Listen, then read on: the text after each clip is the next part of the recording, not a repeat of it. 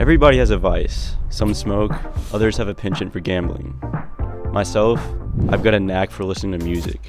Every sensitive young man has a vice such as this. These simple waves of audio are what make the daily trek of life a little less exhausting.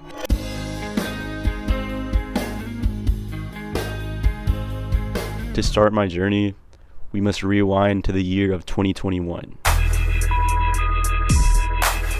An unsuspecting, naive little boy was just beginning to listen to tracks such as New Faces V2 by Mac Miller, featuring Earl Sweatshirt.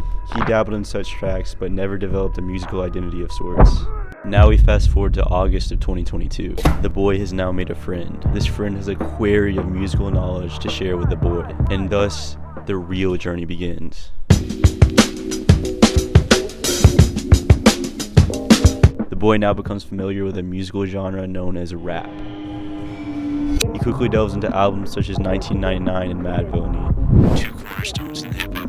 The boy's 10th year in the public school system was full of listening to albums and tracks. He even began to produce his own music. The boy begins to enjoy artists such as Kanye West, Tyler the Creator, Earl Sweatshirt, Jay Dilla, Travis Scott, and so forth. His playlist begins to expand. He begins to indulge in the making of beats every day after school, until BAM!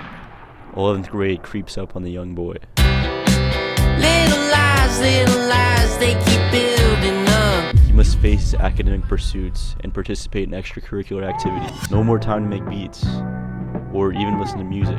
But wait, the boy convinces his seasoned music listener friend from 10th grade to partake in cross-country with him. The listening and sharing of music continues, albeit not as frequently. The boy begins to have to find his own music. His quest continues, but he must lock in, as they say. College is right around the corner. Nevertheless, his musical catalog continues to expand. He has begun to push his boundaries. Rap is now just one of many musical genres that the boy partakes in. The boy is now familiar with indie, rock, and soul. He begins to listen to artists such as King Cruel and Alex G. This music begins to shape the boy's personality, his very essence, one could say.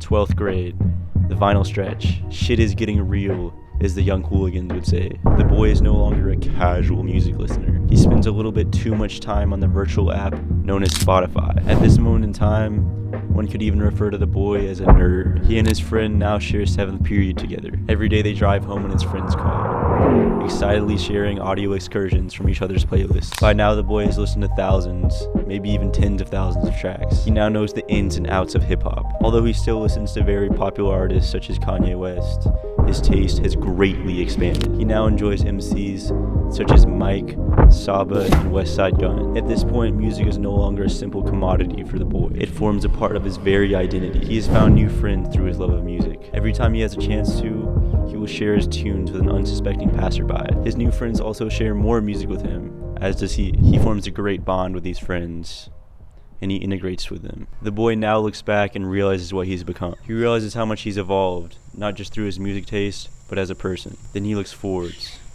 towards college, towards life. It all seems so uncertain, but it is here where the boy realizes the charm of life. He remembers the uncertainty he faced as a young jit, when the only album he listened to was Faces. He never imagined that something as simple as music tastes could mold him as a person. The boy is grateful. He's proud of himself. Despite all of the self-doubt, he realizes that the uncertainty of the future is what makes it exciting. He looks forward, knowing that that's all he can do, and he is content, maybe even at peace, one could dare to say. You guys can truly do whatever you want to do, bro. The only thing that stops us from doing what we gotta do is ourselves. The only moment that we truly have is right now. We don't have the past, we don't have the future. There are so many distractions that are put into place that is just designed to extract us out of that valuable energy so we don't tap into the present moment.